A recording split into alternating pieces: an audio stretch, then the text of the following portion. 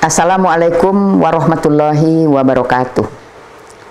Sanak saudara, niniak jo mama, anak jo kemanakan, serta orang-orang muda, jo putih-putih bungsu, ketek indak bersabit namo, gadang indak baimbawan gala, di mana saja berada.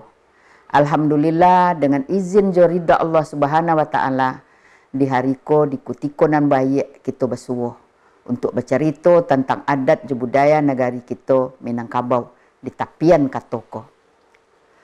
Cerita kita kini ko tentang lareh nan panjang.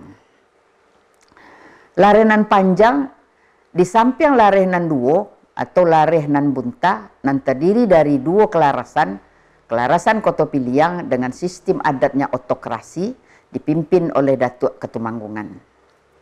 Jabatannya tetap sebagai pucuk bule urek tunggang kelarasan Koto Piliang dan sekaligus menjadi penitahan atau Perdana Menteri dari Kerajaan Pagaruyung. Dengan berdirinya Kerajaan Pagaruyung, gelar Datuk Ketumanggungan diubah menjadi Datuk Bendara Putih berkedudukan di Sungai Tarap. Kemudian kelarasan Bodi Caniago dengan sistem adatnya demokrasi dipimpin oleh Datuk Perpatian Sebatang dengan sebutan Gajah Gadang Patah Gadiang. Dengan berdirinya Kerajaan Pagaruyung, gelar Datuk Perpatian Sebatang diubah menjadi Datuk Bendara Kuniang. Jabatannya tetap sebagai pucuk bule urek tunggang kelarasan Koto Piliang, Gajah Gadang Patah Gadiang dari Kerajaan Pagaruyung, berkedudukan di Dusun Tuo di Limo Kaum. Nah, kemudian kita lihat kelarasan nan panjang. Jadi sebenarnya ada 3 kelarasan, tapi di dalam sebutannya hanya 2, kelarasan nan bunta atau kelarasan nan duo dengan kelarasan nan panjang. Kelarasan nan duo tadi kan terdiri dari 2, sementara kelarasan nan panjang terdiri dari 1 kelarasan. Setelah kerajaan Periangan dibagi menjadi 3 oleh 3 orang bersaudara, Datuk Ketumanggungan dengan Datuk Perpatian Sebatang dan Datuk Siri Marajo nan Banego, Datuk Ketumanggungan mendirikan kerajaan Bungoso Tangkai di Sungai Tarap, memakai sistem adat kelarasan Koto Piliang atau yang bersifat otokrasi.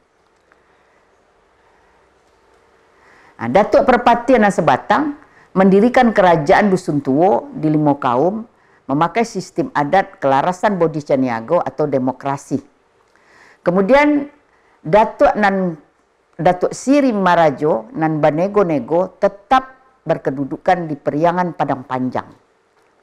Kemudian Datuk Siri Marajo nan Banego-nego mendirikan dan memimpin lareh nan panjang dan menjadi pucuk bule urek tunggang lareh nan panjang, berkedudukan di Periangan.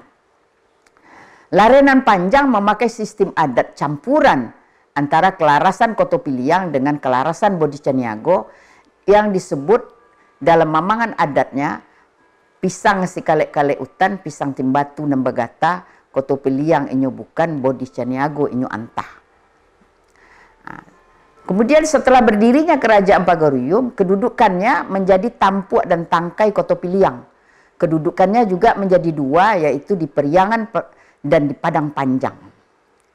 Gelar Datuk Siri Marajo nan Banego-nego dikembangkan menjadi 2. Yang pertama Datuk Bendara Kayo sebagai Tampuak Koto Piliang berkedudukan di Periangan. Yang kedua Datuk Marajo Basa sebagai Tangkai Koto Piliang berkedudukan di Padang Panjang. Kelarasan lareh nan panjang mempunyai wilayah yang disebut 8 koto di atas, 7 koto di bawah. Sajak dari Guguk Sikaladi Hilir sampai ke Bukit Temusu Mudia. Itu batasan daerahnya.